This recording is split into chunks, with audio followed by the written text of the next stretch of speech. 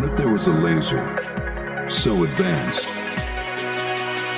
it could target fat cells and shrink them by extracting the fatty liquids inside without harming the cell? What if this laser was non-invasive, has no side effects? It was completely painless. What if all you had to do was push a button and walk away while the laser did the rest? What if you could own the future of laser technology today? Yeah, I thought so. The most advanced fat loss laser in the world is ready. And it's waiting for you. Zirconia. Ablon.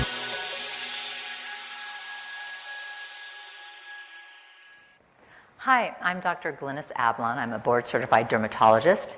I practice in Manhattan Beach, California. I'm also an associate clinical professor at UCLA and run the Ablon Skin Institute and Research Center. And I'm excited to talk to you tonight about the Emerald laser. It's amazing technology.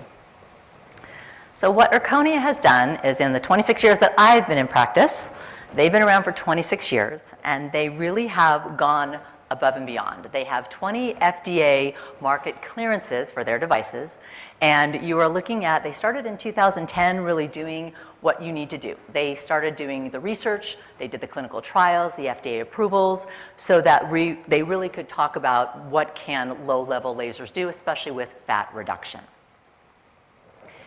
I like to tell people, when we're dermatologists, when we're plastic surgeons, when we're in medicine in general, we think that if something doesn't hurt, it's not going to work. And that really is that no pain, no gain has to go off the table. The idea is that there are applications of low-level lasers and energy, whether they are ultrasound or a laser or an electrical field, that we think really may not do anything, but we now know does a big change. It really can change the body. It can change fat cells and hair growth and many other things that we are concerned about.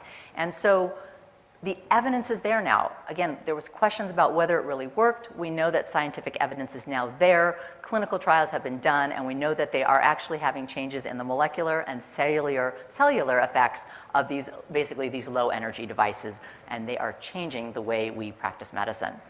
Remember again that a low-level laser basically can penetrate very deep into the tissue. We used to think, again, it didn't hurt, it didn't really go anywhere, we're just seeing a placebo effect, and that is not the case. We are seeing low-level light lasers work like lasers do. We're talking about photobiomodulation, and you're getting basically a modification in the processes that are basically cell activity and cellular response. Many wavelengths have been studied. Remember, in a low-level laser, typically it's about 500 milliwatts or less. There's no pain, and so again, it's not a no pain, no gain. We're talking about no pain, and we get gain. This is a patient of mine who had 8 treatments with the Emerald laser. They are typically 2 weeks apart, and you can see a change. A patient who didn't want to have any pain, didn't want to have any procedure that was going to give her any downtime, and she was thrilled with her results. When you do any kind of low-level laser, I think it's really important to remember that you want to choose your patients wisely. That is one of the biggest things, and make sure you do that, because then you're going to have happy patients. So when it comes to the clinical research, again, they were established when I graduated my residency in 1996. And again, 20 years of research. They've got multiple studies, the multi-center randomized controlled studies, and you've got, again, the clinical, the level 1 studies that the FDA really wants to see, and over, again, 20 FDA market clearances in 2022, basically. This is to show you where the manufacturing happens. I am not part of this part, but again, this is in Melbourne, Florida, and you can see all the activity going on. So what is Emerald? Again, this is a non-invasive low-level laser. It's 532 nanometers, so it's a green laser that's coming across, and it treats these hypertrophic adipocytes, so these large fat cells. And you get an emulsification of fat cells. You basically get this excess fatty material that is then digested and gotten rid of by your own body. You are, again, shrinking these fat cells down. The idea is that, remember, you've got a device. I don't run this device. My MAs can run it. I can literally hands off, and my patients are treated. They're treated well. They have a nice comfy bed, and they get to sit there for 30 minutes, and they are very happy. And again, I can be doing what I do and seeing my other clients as well. So what is the difference? So, when you are looking, again, when you're talking about a patient, you're kind of looking at different devices based on what you're trying to treat. In this case, we are looking at a large device, and we're going to demo that for you today, so you'll see what it really does look like. You are looking at an overall area. So yes, some patients will come in and want to just spot treat a little spot here and there, but the majority of patients really want an overall reduction of fat. They want to look better in their jeans. They want their jeans to fit better. They want to be able to wear a smaller size. They want everything overall looking better. And so again, this is something that you can do. Shrinking those fat cells, it does last. Again, you're choosing the right patient. You're getting a patient that will follow directions. So someone that may be, working on eating a better lifestyle, healthier lifestyle, and changing kind of overall how they treat their body. Remember that in certain situations, if you destroy a fat cell, so we used to think that if you destroyed a fat cell, and I did a lot of liposuction when I first graduated out of my residency, we thought, and we would tell our patients that if you destroy a fat cell permanently, that you'll get fat cells, other areas will grow larger, and that is still true. The issue now is that we have seen that when you destroy fat cells permanently, you can actually make new fat cells, and so that becomes the issue. Do you want to permanently destroy them, or is it better just to shrink those fat cells down and then have overall areas shrink in size? And so I think that's a really big question. And again, the emerald laser does take those fat cells and actually creates these pores, removes it from the cell, and then your body will send it through the lymphatics and get rid of it out of your body. Depth of penetration, I mentioned this a little bit. Remember that we tend to think, again, if it's not touching the skin, if it's not hurting us, that it's not going to really do anything, certainly not deep. But this is a really nice study that is a low-level laser-assisted lipoplasty, and it was the appearance of the fat demonstrated that on an MRI how deep you were penetrating. And this really did show that we're going 6 centimeters down. We're not just hitting the surface, we are really getting deep into that tissue and treating those fat cells. And again, this is a great MRI. That's back from 2001. So here's the process. This is a step-by-step process. And you can see that the fat cell, here we go, the fat cell is actually, the fat leaves the cell, it enters into the extracellular space. You get the triglycerides that are then absorbed by the lymphatic system. They are then transported along basically the lymph vessels into the lymph nodes. They're broken down by your macrophages, and then they are transported into the circulatory system.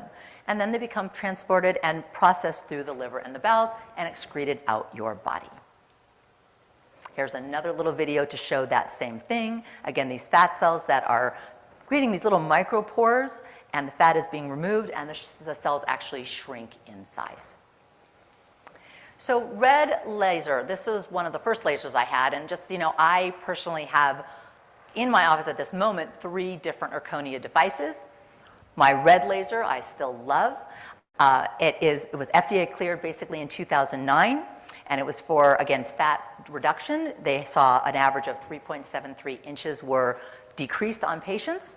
Then in 2011, it got approved for the arms, so you can do abdomen, then you can do arms. Then FDA clearance was approved in 2012 for hips and waist and thighs. Then in 2015, they got a clearance for the 6-week protocol doing the waist, thighs, and the upper abdomen. And finally, then in 2016, they got full body clearance for body contouring with this device.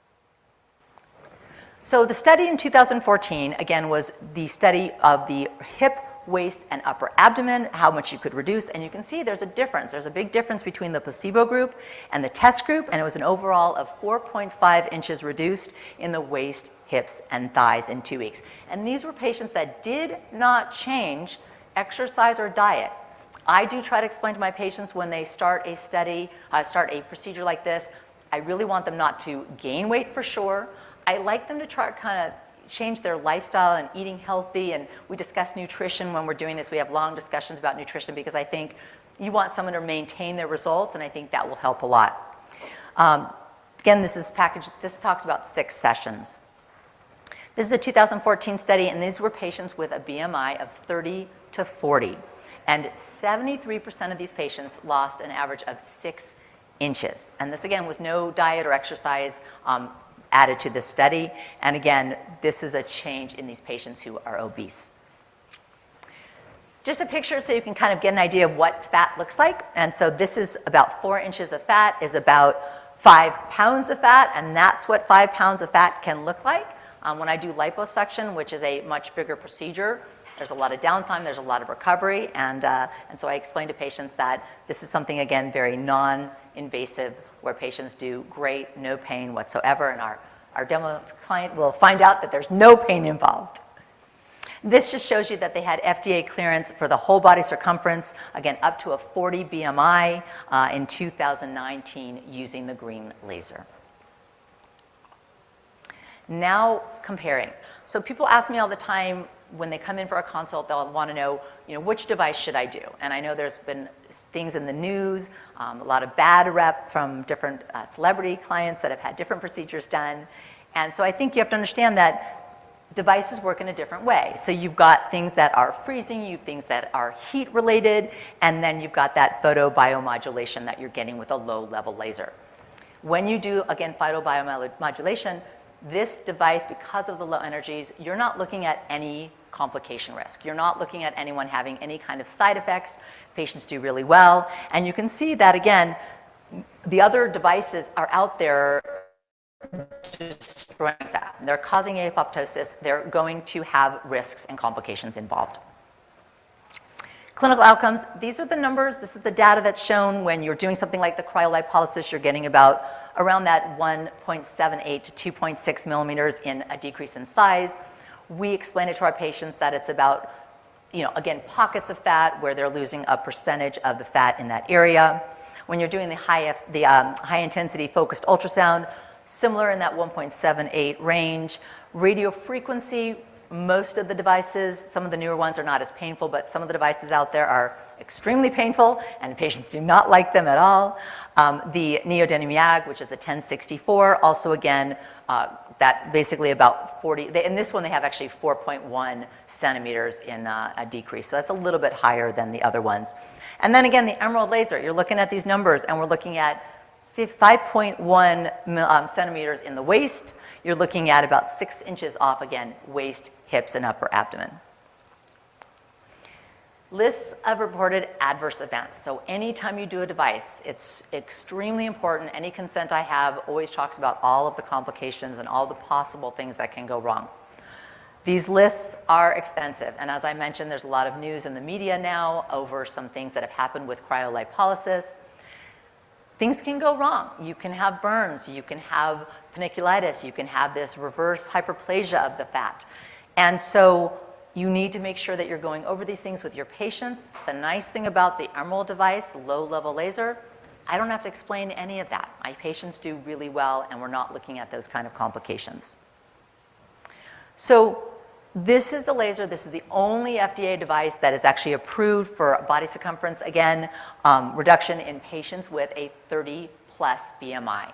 And that's a really big deal, and that's something that we haven't had in the past at all. And I will tell you that since I've had my laser, I have patients that just come in saying, I want that laser that treats that over 30 BMI. So it's pretty interesting that it's out there and the information is out there. Obesity.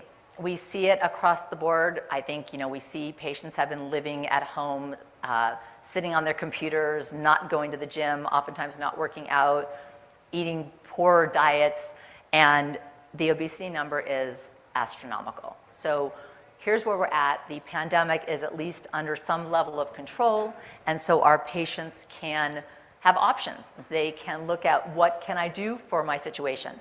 Yes, of course, diet and exercise can be part of it, but for patients that really want to kind of get motivated, get started, oftentimes the Emerald device is the way to get going. And again, this is just talking about what has happened on if you look at the numbers on the web, people that are complaining of weight gain, people that are complaining that they can't get motivated to go to the gym, people that are complaining of pains and aches and all that good stuff. Again, there's one poll that said more than 1,000 readers on the WebMD. They said half of the women and almost a quarter of the men said they gained weight due to these COVID restrictions. And again, people couldn't go to gyms. Many people did not want to work out in their house. They were lazy, they were bored, they were depressed. I mean, I can't tell you how many teenagers I have that came in that I had seen pre-COVID that I'm seeing now post, in that transitional period, that have gained a lot of weight and are very unhappy and depressed and a lot of issues that they're having with, again, struggling with what's going on with weight gain, with the emotional aspect of COVID, and what the weight gain has done to their own psyche. So again, more carbs, more sugar, and I know a lot of my patients are drinking alcohol because they come in and they're like, that's my only saving grace. I can't stop my alcohol because I'm so stressed out. And stress is a big part. We know it raises cortisol levels. So we want to figure out ways that we can help our patients. And again, people are eating more, they're eating more candy. I just ran into my girlfriend who is visiting her daughter in medical school, and she was talking about her Kit Kats and her Smarties and all these good things. So again, 70% of the patients or readers in the US and 35% say they are stress eating internationally. So 70% in the US, 35% international, and stress. It's a big cause for many things, including weight gain, hair loss, rashes, all the good things that we do see. So what do people say? They want to make New Year's resolutions. They want to change their diet. They want to change their lifestyle. They want to change how they feel. They want to feel better about themselves. They want to feel better in their bodies. And what do we have to offer them? So again, this just mentions that it's a perfect time. Again, people want to have options. And people love the idea that I can offer them an option of no pain, and they can relax and have results. And I think that's a really big deal.